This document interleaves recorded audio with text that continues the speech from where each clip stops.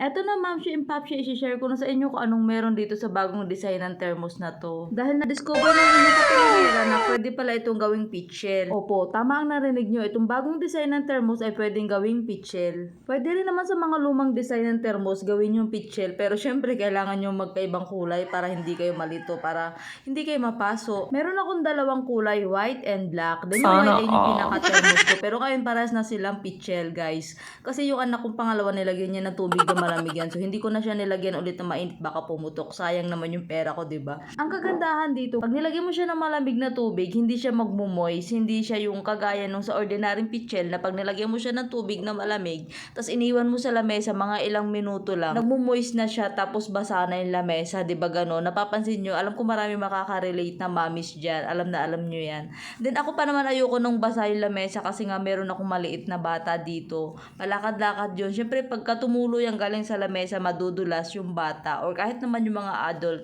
delikado talaga siya. So ayan, naisipan ko siyang gawin, guys. So nasa sa inyo naman yan kung gusto nyo or hindi. Paalala lang po, pag gusto nyo gumamit ng ganyan o gusto nyo i-try, siguraduhin nyo magkaibang kulay at alam ng mga kasama nyo sa bahay kung alin ang pitchel at thermos para hindi sila mapaso, guys, kasi delikado.